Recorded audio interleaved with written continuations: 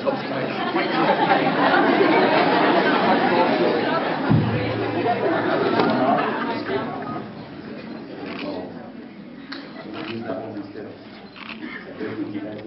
guys hear me at all? Yeah. Oh, is this better? Yeah. I think it is better.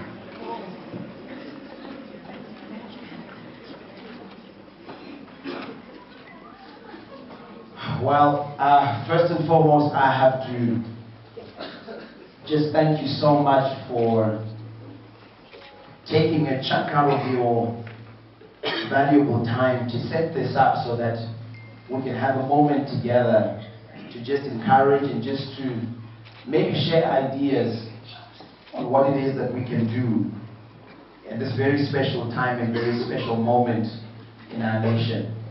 I think one of the statements that I've loved now over the last couple of weeks is a statement that simply says, what a time to be Zimbabwean.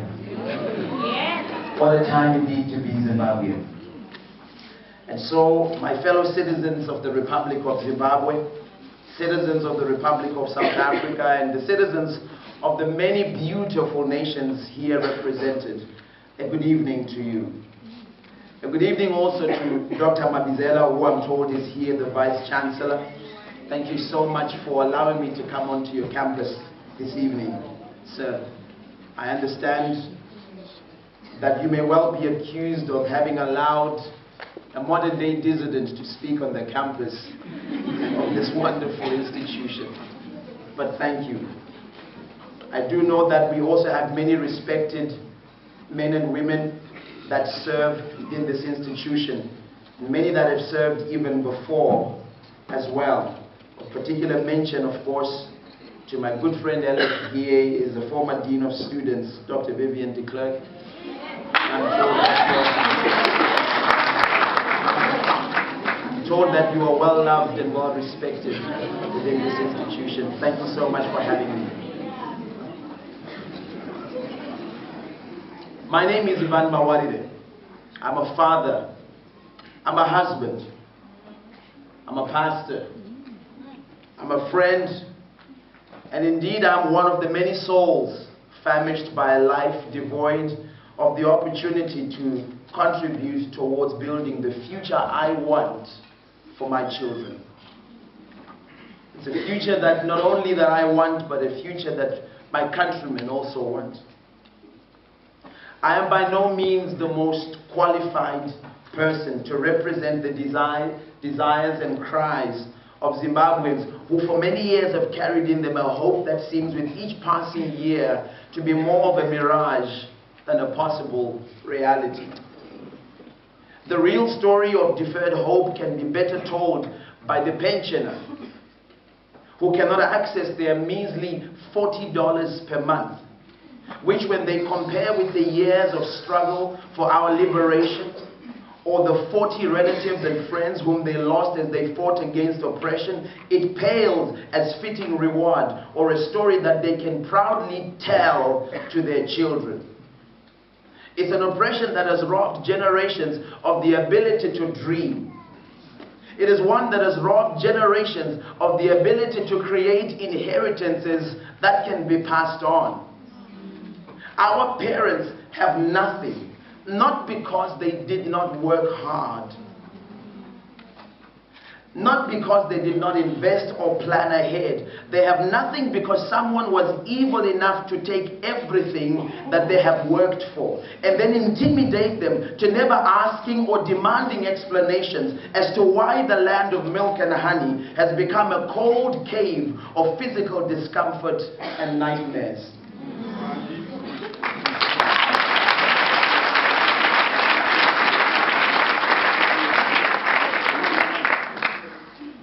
But today we stand. We stand against disgraceful corruption, that shameful, merciless beast that has been reared in the pens of our senior government officials. Over the years, that beast has devoured our chance to build world-class hospitals that anyone would be proud to walk into. Our brilliant minds that our schools have created have become economic slaves of other nations, while Zimbabwe slowly loses hope that they will ever come home to her. But today we stand. We stand up to tame this madness that our generation cannot afford to allow to carry on anymore. Today we stand up against injustice. The injustice against an abandoned people who are only trying to make life work again. When our government demonstrated that they did not care for us, we created our own jobs. We started our own businesses without their help, and yet they heavily taxed us. They ban our ideas and they scare our investors just because we refuse to give them a slice of our sweat. But now we stand up. We stand up not just as one person, but as millions of Zimbabweans who desperately want to see our nation to reclaim her honorable place amongst the nations of the world. We stand up as many movements that are representing not just issues, but people. But people and their future. People with ideas. People with strategies. And people with a compelling vision of a nation that they want. Do you hear the sound of a missing son? Do you hear the disappeared daughters of our nation? So many of our fellow citizens have disappeared, not to be heard of from again, because they dared to raise their voice to oppose our government. Questioning the government or claiming our rights can sometimes cost you your life and cost you your friends and relatives as loved ones. And at this point, I must pay homage, just like the speaker spoke earlier on, that there are men and women who have paid a heavier price than I have in saying the things that I have said. Itaizamara, we don't know where he is. We don't know whether he is alive. But one of the reasons he disappeared is that you and I allowed him to stand alone.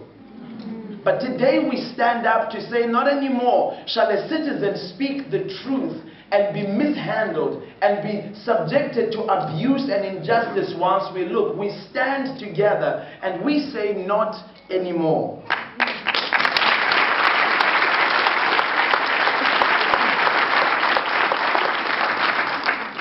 Do you hear the voice of the businesswoman trying not only to feed herself and her family, but also create jobs for her community? But exorbitant taxes, flawed fiscal policies, chronic cash shortages, and corruption have guaranteed her failure even before she begins. Do you hear the voices of thousands of university graduates who cannot get a job in their country?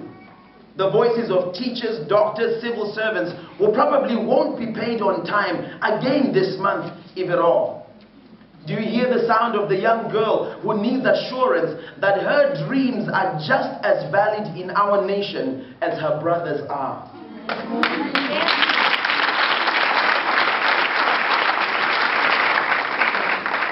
As a pastor, I'm reminded of the story of a young man called David. David decided that not another day would go by without his voice registering on the timeline of history for his nation. He arrived at the battlefront and heard somebody say something against his future that made him uncomfortable.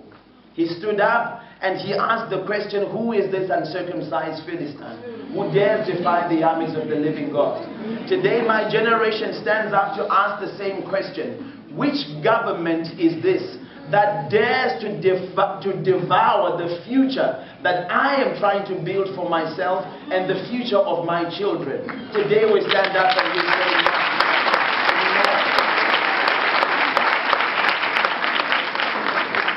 honorable ministers of our government, how do you go to bed at night knowing that there is no water at a major referral hospital, yet your swimming pool glistens with water that you...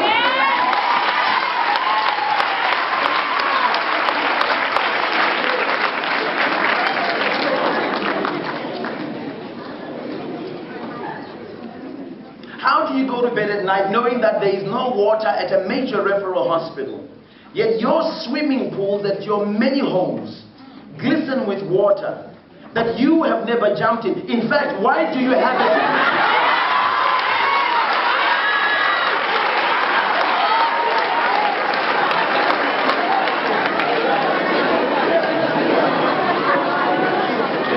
In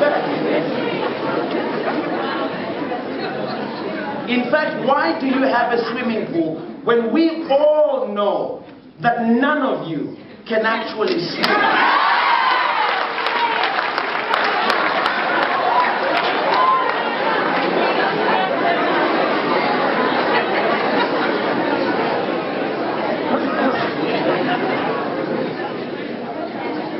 But Mr. President, do you realize that one trip to Singapore can fund the building of a clinic and stock it with medication for months on end? Do you realize, sir, that it is ridiculous to arrest and threaten citizens and tell them never to return home simply because they have challenged you and suggested a better way of doing things? How is it, sir, that we can identify and arrest people who want to build their nation and accuse them of violence and treason, and yet we cannot account or at least arrest just one person for a missing $15 billion?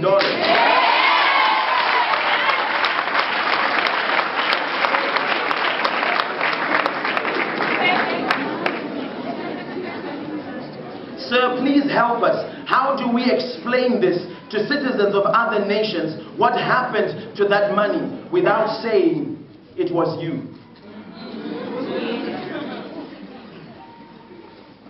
Let me explain to you, fellow citizens, how this government has treated us with a little story.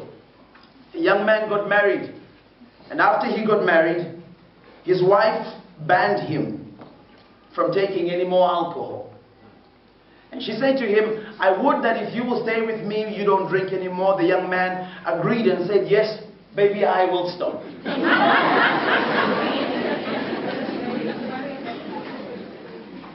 As expected, the guy's night came along, and off they went.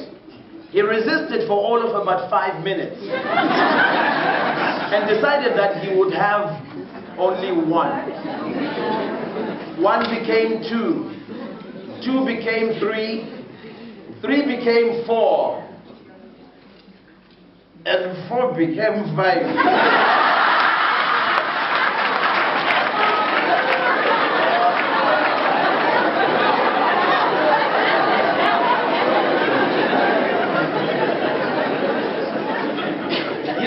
Remembered what his wife had asked of him, and they said to him, listen, we remember that your wife asked you not to drink anymore. We shall therefore not permit you to have any more. He looked at his friends and tried his best to convince them that he could at least take one more with him home. And so he said to them, no, I will not drink another one. Let me just put it in my back pocket.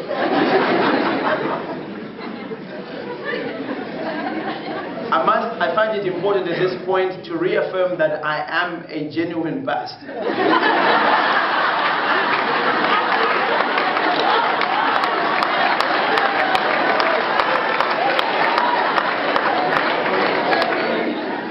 So on his way home, this young man, drunk as he was with this bottle of booze in his back pocket, slipped and fell as he got to his home and fell on his back. The bottle broke and it cut his hindquarters.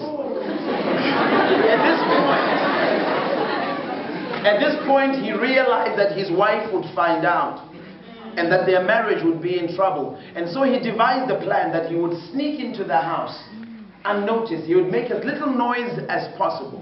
And he would make his way to the bathroom where he would clean himself up. So he did that. Into the bathroom, he arrived and found a full-length mirror. And so he took ointment and he took plasters and he began to attend to himself until he was convinced that he had covered it all up. He went into bed and was soon asleep. Early in the morning, his wife woke up and she went into the bathroom. No sooner had she got in that she walked out and ran back into the bedroom screaming, I told you not to drink, but you disobeyed me, you lied to me, and you did it. He was shocked. How did she find out? And she said to him, you come with me if you think I'm lying. And they went back together into the bathroom. And right there on the full-length mirror was all the ointment and all the plastic.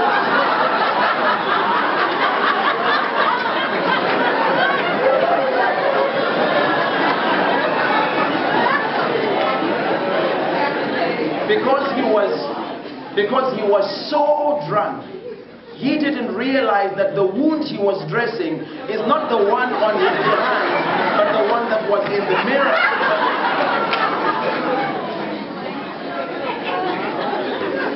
But why do I tell this story?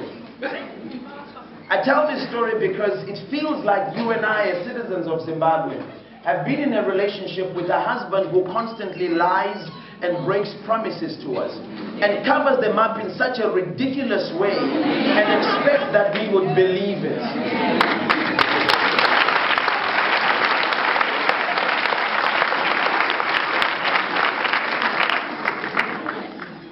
But the time for silence has passed, and the time has come for us to band together and speak up for each other. Raise your voice. Let it sound be heard. If you are in the arts, where are your protest songs? Where are your redemption songs? Our generation has got to write its own songs. Our fathers and our mothers, when they went to war, they wrote their own liberation songs. They wrote their own encouraging and inspirational songs. If that is your gift, this is your time to stand up and get involved in our struggle. Write a song that we can sing. That when they arrest us, we sing it in the prison. That when they oppress us, we sing it even whilst they load our backs with work that benefits only them. A song that we can teach to our children and say, this is what we sang when they tried to take our future. A song that we can say, we sang this when they tried to destroy your future. You see, I come from a family that has 4 generations that have had their futures taken by the same person. My grandfather, my father, myself. And now my daughters. When I look at my 5-year-old and my 3-year-old and the one to come in November, I cannot allow that same system and that same thinking, the same evil, to rob my children of a future that they deserve.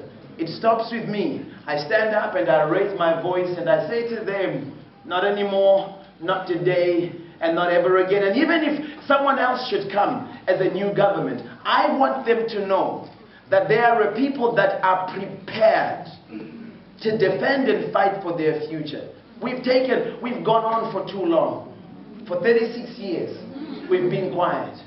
And when David arrived, it had been 40 days and 40 nights where his brothers had been fighting a battle. And he decided that there would be no day number 41. Today I want to invite you to make a decision that there will be no year number 37.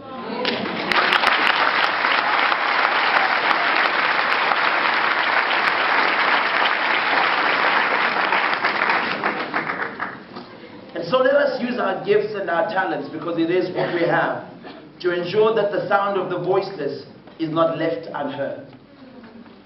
We have come up with so many ways of protesting, so many ways of putting pressure. And sometimes it looks like we're not going anywhere. Sometimes it looks like what we're doing is just in vain. But please, be patient with us. It is our first time. We have not done this ever before. We're like children that are just learning to walk.